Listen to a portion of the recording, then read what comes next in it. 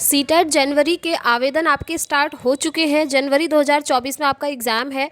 तो आवेदन करने से पहले आपको कुछ जानकारी होनी चाहिए ताकि जब आप फॉर्म फिलअप करें तो कोई भी आपसे मिस्टेक ना हो। सबसे पहले हम बात करेंगे यहाँ पर बीएड डीएलएड सारे स्टूडेंट्स के लिए आपने फॉर्म फिल करना है या नहीं करना है, किन स्टूडेंट्स ने करना है, और साथ ही साथ जनरल ओबीसी एससी एसटी सभी कैटेगरी के जो कैंडिडेट हैं उनको कितना फ़ी पेमेंट करना है, एलिजिबिलिटी क्राइटेरिया क्या रहेगा, एग्ज़ाम पैटर्न क्या रहेगा, साथ ही साथ आपका सिलेबस क्या रहेगा, और आवेदन करने की लास्ट डेट क्या है, फ़ी सबमिशन की लास्ट डेट क्या है, आपकी करेक्शन विंडो कब से कब तक ओपन रहेगी।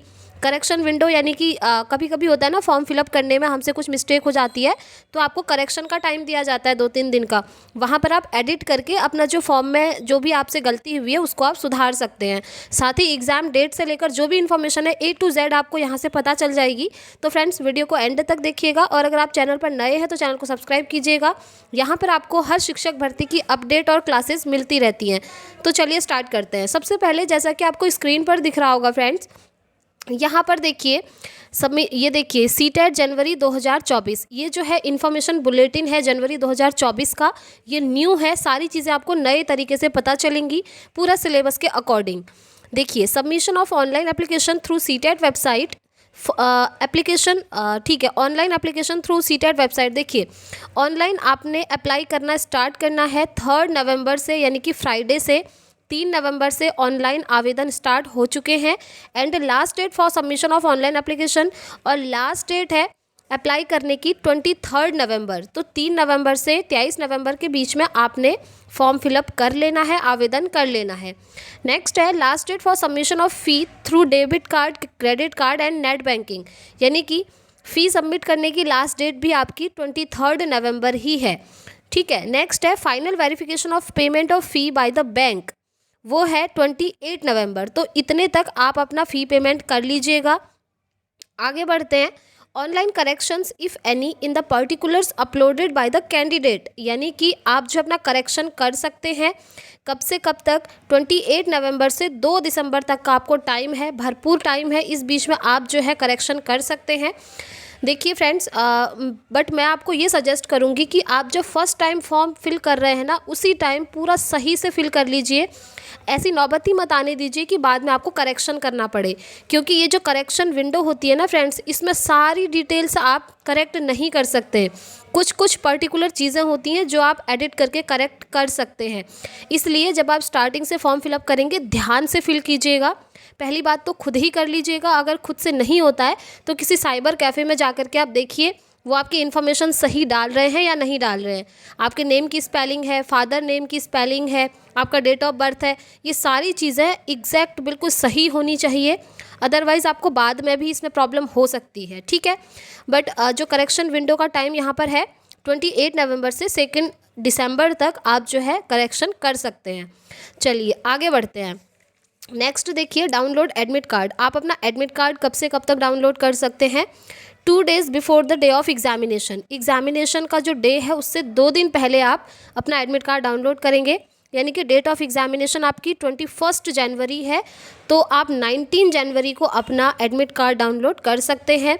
21 जनवरी को आपका पेपर है फ्रेंड्स, ज़्यादा टाइम नहीं है, आप देख सकते हैं। आप अपनी बिल्कुल प्रिपरेशन स्टार्ट कर दीजिए। उसके बाद ज़्यादा से ज़्यादा प्रीवियस ईयर क्वेश्चन पेपर लगाइए, यहाँ से भी आपकी प्रिपरेशन हो रही है।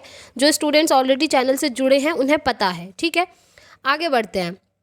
डेट ऑफ रिजल्ट, देखिए declaration of result by the end of February 2024 tentatively.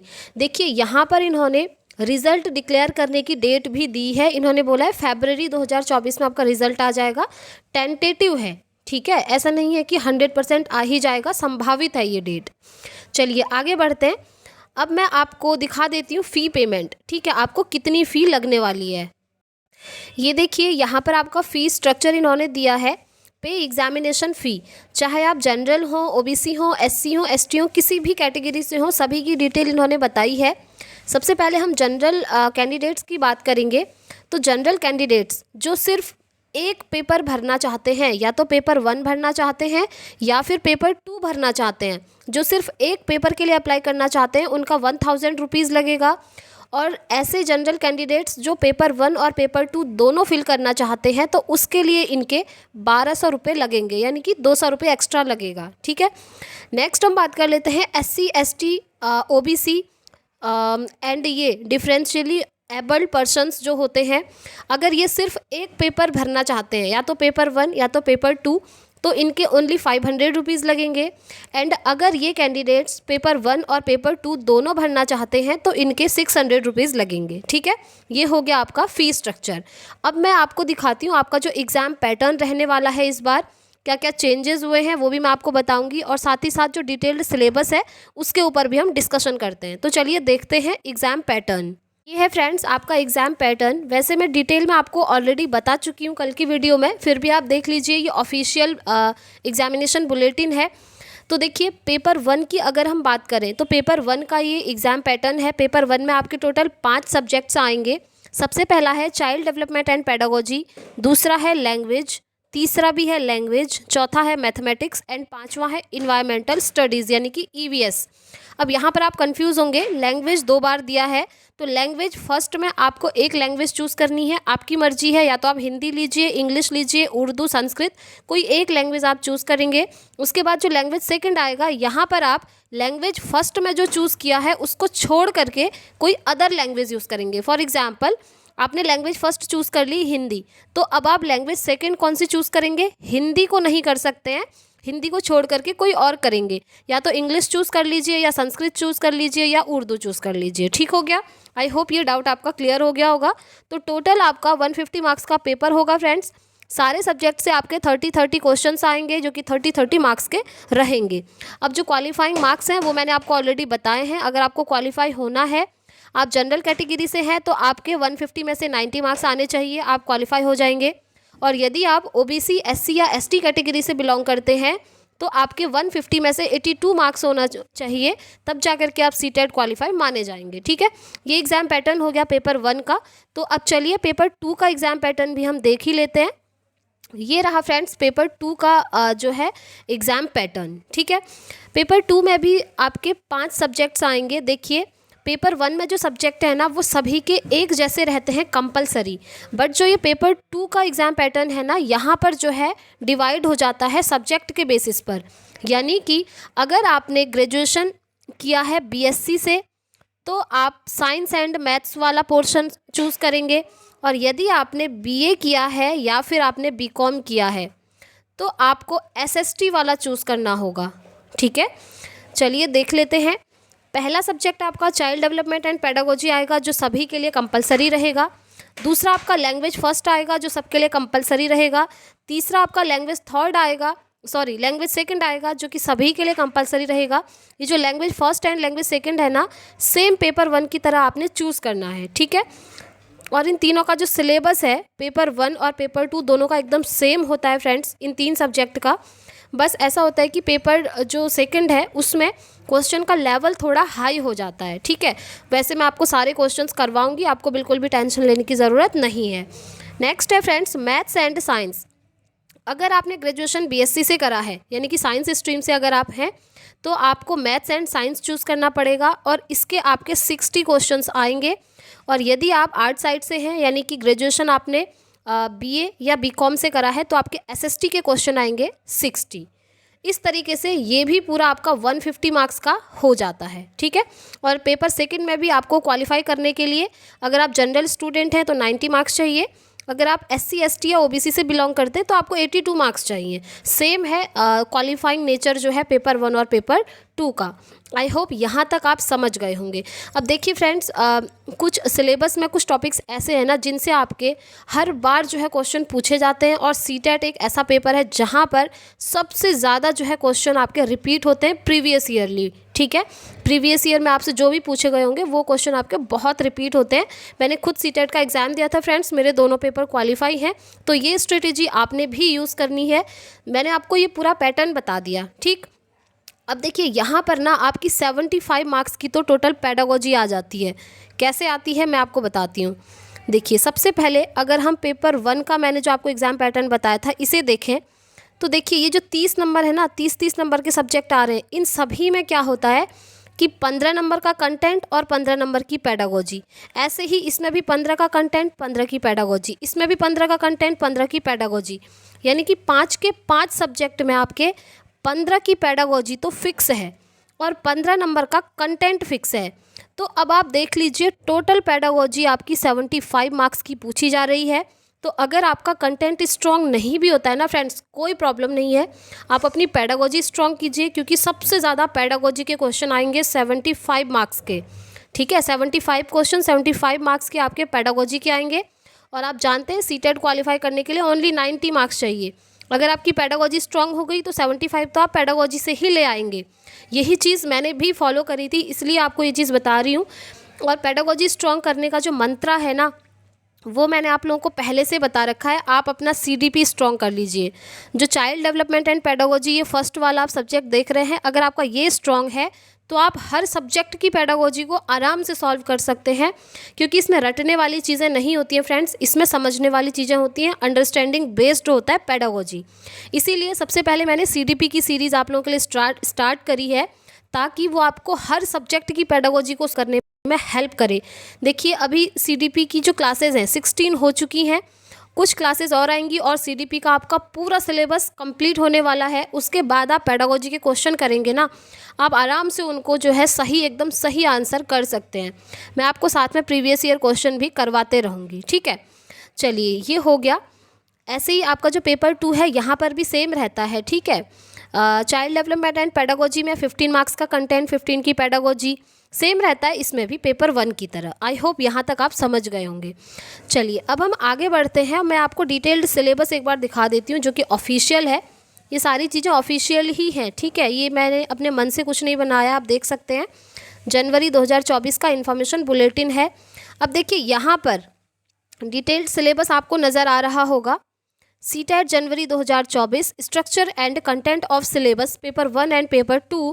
Paper 1 primary stage. अब सबसे पहले मैं आपको बता दूं पेपर 1 कौन से स्टूडेंट्स देंगे और पेपर 2 कौन से स्टूडेंट्स देंगे। देखिए सीटेट का पेपर 1 ये देंगे सिर्फ DLED स्टूडेंट्स। ठीक हो गया, DLED, BTC, JBT जो भी आपने किया है वो पेपर 1 देंगे, और पेपर 2 देंगे BEd स्टूडेंट्स और साथ में DLED स्टूडेंट्स भी। यानी कि जो DLED स्टूडेंट्स हैं वो पेपर 1 और पेपर 2 दोनों देंगे, बट जो BEd स्टूडेंट्स हैं वो सिर्फ और सिर्फ पेपर 2 देंगे। ऐसा इसलिए क्योंकि पेपर 1 जो है BEd के अब काम का नहीं रहा। पेपर 1 आपका प्राइमरी लेवल का होता है और BEd वालों को अब प्राइमरी से बाहर कर दिया गया है। इसलिए जितने भी BEd स्टूडेंट्स हैं वो पेपर 2 पर फोकस करें, ताकि जब आपकी 6 to 8 की वैकेंसी आएगी किसी भी स्टेट में, वहाँ पर आप बैठ सकें, आप एलिजिबल हो सकें। ठीक है, आई होप आप समझ गए होंगे। अभी जो डिटेल्ड सिलेबस है फ्रेंड्स, मैंने इसकी एक पर्टिकुलर अलग से वीडियो बनाई है। वो वीडियो आपकी 26 मिनट की है अप्रॉक्स, थोड़ा लॉन्ग है, बट उसे आप देख लीजिएगा। उसमें मैंने आपको ये जो आप सिलेबस देख रहे हैं हर सब्जेक्ट का डिटेल एक एक ये जो टॉपिक है ये तक मैंने आपको समझाया है कि आपको ये सब सिलेबस में आने वाला है। तो ये जो डिटेल्ड सिलेबस है उसकी वीडियो मैं कमेंट बॉक्स में पिन कर दूंगी फ्रेंड्स, उस लिंक पर आप क्लिक कीजिएगा और आपको डिटेल्ड सिलेबस की वीडियो मिल जाएगी। हर सब्जेक्ट का डिटेल्ड सिलेबस वहाँ पर मैंने आपको डिस्कस किया है। देख लेते हैं थोड़ा थोड़ा यहाँ पर। ये पहले जो चाइल्ड डेवलपमेंट एंड पेडागोजी आपका पूछा जाता है उसका सिलेबस ये रहा। ठीक है, उसके बाद नेक्स्ट जो आपका लैंग्वेज फर्स्ट आता है ये उसका सिलेबस रहा।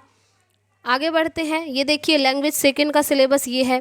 तो ये डिटेल्ड सिलेबस मैंने आपको प्रीवियस वीडियो में बताया है, उसे आप देख लीजिएगा। थर्ड है, देखिए यहाँ पर मैथमेटिक्स आपका सिलेबस मिल जाएगा। मैथमेटिक्स के बाद आपका EVS आता है पेपर 1 में, तो ये है आपका EVS का सिलेबस। इसमें family and friends, relationship, work and play, animal, plants, food, shelter, water, travel, things we make and do, ये सब मैंने आपको डिटेल में समझाया है। उस वीडियो को आप देख लीजिएगा फ्रेंड्स। ये रहा पेपर 1 का सिलेबस, और यहाँ पर डिटेल में अब पेपर 2 का सिलेबस आप देख सकते हैं। चाइल्ड डेवलपमेंट एंड पेडागोजी का ये रहा। उसके बाद आगे बढ़ते हैं, ये लैंग्वेज फर्स्ट का सिलेबस रहा। उसके बाद ये आपका लैंग्वेज सेकंड का सिलेबस रहा। ठीक है, ये सारा डिटेल में है। उसके बाद मैथ्स एंड साइंस, जो भी स्टूडेंट्स साइंस स्ट्रीम से हैं, BSc किए हुए हैं, उनका मैथ्स और साइंस से क्वेश्चन आएगा, तो ये मैथ्स का सिलेबस है। उसके बाद देखिए आगे साइंस का सिलेबस भी दिया हुआ है, ये आपका साइंस का सिलेबस है। आगे बढ़ते हैं, उसके बाद आएगा SST का सिलेबस, जिन स्टूडेंट्स ने ग्रेजुएशन बीए से किया है या फिर बीकॉम से किया है तो उनके एसएसटी के क्वेश्चन आएंगे 60। तो ये एसएसटी का सिलेबस रहा। एसएसटी में आपकी हिस्ट्री पूछी जाती है, हिस्ट्री के साथ साथ आपका ज्योग्राफी पूछा जाता है, ज्योग्राफी के साथ आपका सोशल एंड पॉलिटिकल लाइफ से ये सारे क्वेश्चन बनते हैं। ठीक है, ये डिटेल्ड सिलेबस आप देख सकते हैं और यहाँ पर आपका सिलेबस कंप्लीट हो जाता है। और यहाँ पर इन्होंने एक इंस्ट्रक्शन दिया है for detailed syllabus of class, ये देखिए, please refer to NCERT syllabus and textbooks. यानी कि एनसीईआरटी से सबसे ज़्यादा आपके क्वेश्चन बनते हैं। एनसीईआरटी एक ऐसा मंत्रा है जहाँ से आप सीटेट क्रैक कर सकते हैं। ठीक है, तो आई होप आपको ये सारी चीज़ें क्लियर हो गई होंगी। अभी भी अगर आपका कोई डाउट है फ्रेंड्स तो आप मुझसे कमेंट बॉक्स में पूछ लीजिएगा, मैं आपको रिस्पॉन्स ज़रूर करूँगी। और हाँ, सीटेट में कुछ ऐसे टॉपिक्स होते हैं फ्रेंड्स जिनसे हमेशा क्वेश्चन बनते हैं, लाइक जीन पियाजे हैं, वाइगॉत्स्की हैं, हार्वर्ड गार्डनर हैं, कोहलबर्ग हैं। ये 4 टॉपिक ऐसे हैं जिनसे आपके लगभग 10 क्वेश्चन तक बन जाते हैं सीटेट में, क्योंकि ये जो है ना, ये सारे मनोवैज्ञानिक एकदम फेमस हैं। और आप सीटेट की मेरी प्लेलिस्ट देख लीजिएगा, वहाँ पर ये वाले चैप्टर आई थिंक अभी नहीं हुए हैं, मैं आपको फटाफट से करवा दूँगी, अब इनको ही करवाऊँगी। ठीक है, तो आप वो प्लेलिस्ट देख लीजिएगा, सारी क्लासेस वहाँ पर आपको मिल जाएंगी। और हाँ, एक डाउट आप लोगों का और आ रहा था कि मैम हम बीएड अपीयरिंग हैं और कुछ का कहना था हम डीएलएड अपीयरिंग हैं, तो क्या हम सीटेट भर सकते हैं? जी हाँ, आप डेफिनेटली सीटेट एग्ज़ाम दे सकते हैं और आप वैलिड भी माने जाएंगे, क्योंकि ये रूल पहले ही निकल चुका है कि चाहे आपका बीएड कंप्लीट ना, सिर्फ आपने बीएड में एडमिशन लिया है या फिर सिर्फ आपने डीएलएड में एडमिशन लिया है, चाहे आप फर्स्ट सेमेस्टर में हो, सेकंड सेम में हो, थर्ड सेम में हो या फिर फोर्थ सेम में हो, आप किसी भी सेमेस्टर में हो, आप जो है सीटेट एग्ज़ाम दे सकते हैं और आप सीटेट क्वालिफाई हो जाएंगे तो वो वैलिड भी माना जाएगा। ठीक है, आई होप आपके सारे डाउट मैंने क्लियर कर दिए हैं। अभी भी कोई डाउट है तो आप मुझसे कमेंट बॉक्स में पूछ सकते हैं। और यदि आपको फॉर्म फिलअप करना नहीं आ रहा है फ्रेंड्स, कहीं पर अटक रहे हैं आप, कोई प्रॉब्लम आ रही है, तो आप मुझे कमेंट बॉक्स में ज़रूर बताइएगा। मैं नेक्स्ट वीडियो इसी के ऊपर लेकर आऊँगी कि आप जो है फॉर्म फिलअप किस तरीके से करेंगे। ठीक है, और साथ ही जो एग्ज़ामिनेशन सेंटर है उसके ऊपर भी हम बात करेंगे। पहले आओ पहले पाओ वाली टेक्निक इस बार यूज़ होगी या फिर नहीं होगी, ये सारी चीज़ें मैं आपको बताऊंगी। तो इस वीडियो में इतना ही रखते हैं फ्रेंड्स, मिलते हैं नेक्स्ट वीडियो में। और डिटेल्ड सिलेबस वाला वीडियो आप देख लीजिएगा, उसका लिंक मैं कमेंट बॉक्स में पिन कर दूंगी। मिलते हैं नेक्स्ट वीडियो में। Thanks for watching.